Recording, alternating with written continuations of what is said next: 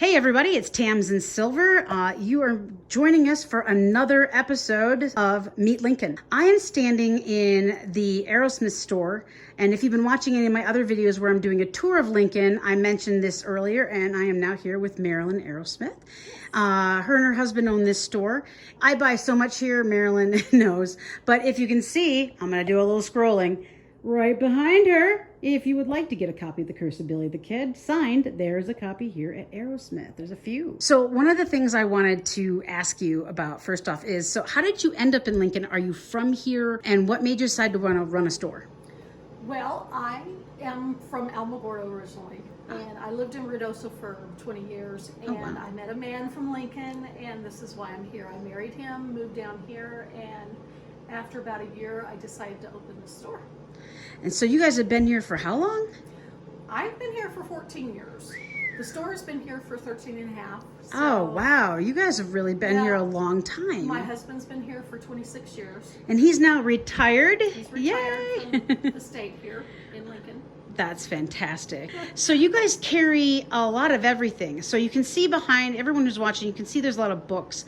But what you don't know is there's also jewelry and stuffed animals. There's a rocking horse. There is a very, very large bison we will show you later. That is a bison, right? Yes. Okay. Good. Go me. Know those animals, city girl. And so you can find a little bit of everything from candy to soda to necklaces and silver jewelry, boots, and I'm looking behind me and I can see there's just like a little bit of everything here. Lots of vintage stuff.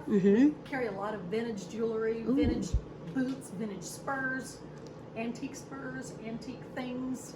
We've got all kinds of things in here, something for everyone. And they also have some really great t-shirts I'll show you later you can get, so when you come through, you know that whole thing, went there, got the t-shirt, they have it.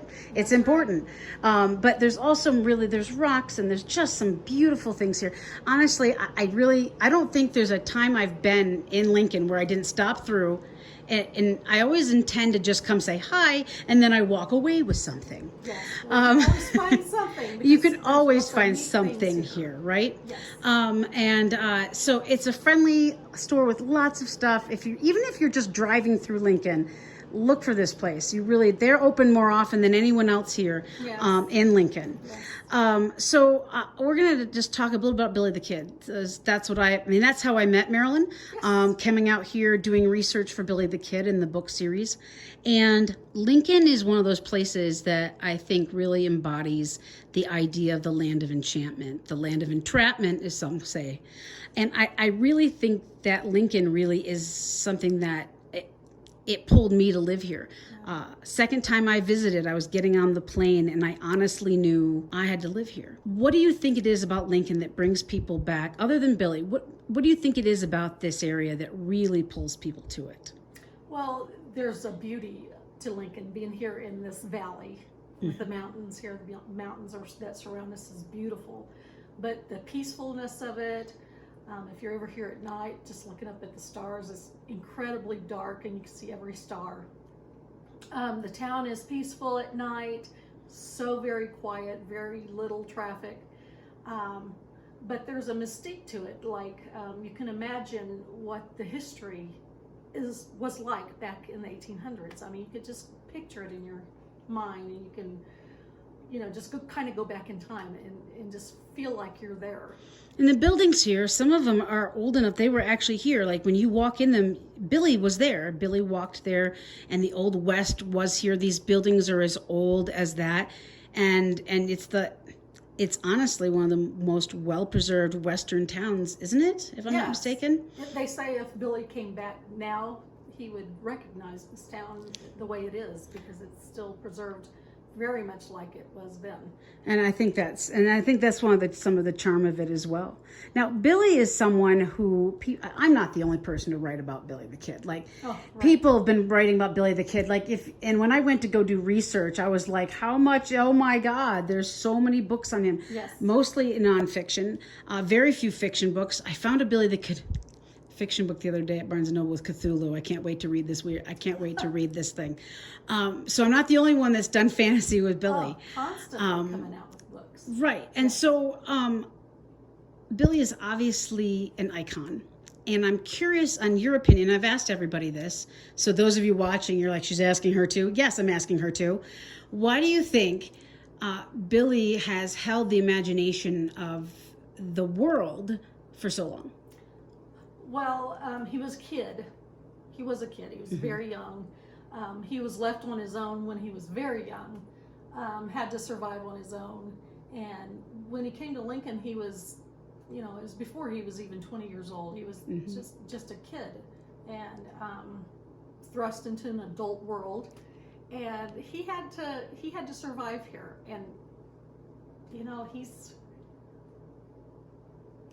just, what's funny about how he had to make decisions here. Like, a lot of people are like, why did you choose Billy? And so for those who don't know, I'm sure most people do, I have a background in theater. I used to sing and dance and act and perform, and you name it. I've performed off Broadway. I've done a lot of stuff, and it's one of those things where when I first started reading about Billy, it talked about how he could sing, he could dance, he used to do the school plays, and I literally went, oh my God, I know this kid. He's just in the wrong time period. Yes. And he was a kid, and but I think he's just really relatable for a lot of people, either the side of him that was trying to do the right thing, or the side of him that was a rebel. I feel he was well liked. Oh, he really was. The people loved him around here. Yeah. The people that lived in Lincoln and the surrounding area. And that's why they wouldn't try him here. That's why they took him to Mesilla to try him for the murder of the sheriff, because they knew no one would convict him here. Right. And so they took him over there where the Santa Fe ring had a little more pull. Yeah. So I'm going to ask you one other question, and you're going to hate me because I didn't warn you about this one. And I'm doing this to I did this to everyone. It's not just you. All right. Did Garrett kill Billy? I think so. Okay. I think he did. I think that there were enough people in Fort Sumner that knew Billy, that saw him, that knew he was dead, knew he was dead, and I can't remember what the woman's name was, but it was someone that knew him dearly and was very angry because he was dead. Yeah, I believe someone talked about that the other day. She knew him. Yeah. So, she knew he was dead. One of the things we've all been talking about is, and everybody has agreed that they do believe he was killed. Yes. It's not been very, people have said, well, there's that little window, but most people are saying, they believe Garrett killed him. And people, and the reason this question comes up is because people ask me all the time. Oh, yes. They're like, so you're right about Billy. Do you think Garrett really killed him? And I'm like, so do I say yes and go against my whole series, or do I, right? It's one of those things where I really love the fact that there's this loophole, and it's not a big one, but it's just big enough for people to write about him. And it keeps the story alive. And it really does. So when I first visited here, I stayed at the Ellis store, and that's when an older couple was running it. Mm-hmm. I'm talking like in their 90s. Just amazing. I can't think of their name right now. Ginny? Vigil. Mm-hmm. They were one, man, that woman could cook. Oh, yes. Whew. I loved them so much, and I only got to stay with them once. But he believed that Billy actually made it to England. That Tunstall's brought him over, because there is a tombstone in the town next to where the Tunstalls lived that says William H. Bonney, and the dates are very similar. And so he was sold. He had some great stories. Oh, he really did. But I had never heard that one when I visited. And so when he told it to me, I was like, that is so fun. Because that's what I think is great. I mean, it's not one I ever would have understood, but he said to me, Billy wrote lots of letters. Why could? And I was like, you know what? There's a possibility. It's a 1%, like it's not big enough, but it opens up that window. Yes. And I think that adds to some of the interest to people when they come here. And it's really great that Billy has still become this icon. It's the reason Lincoln's still here. It's the reason stores like this still thrive. And the people of Lincoln love this town. Well, David and Jenny were here for a lot of years with the Ellis store, and they entertained a lot of people. And I still have people coming back in my store asking about them. Oh, and wow. remembering the stories that they told. See? Because they told some great history and some stories. You know, if they were true or not, I don't know. Right. But it keeps people coming back. Yeah. Thank you so much for taking this time to chat with me. I really appreciate it. Again, everybody, this is the Arrowsmith store here in Lincoln, New Mexico.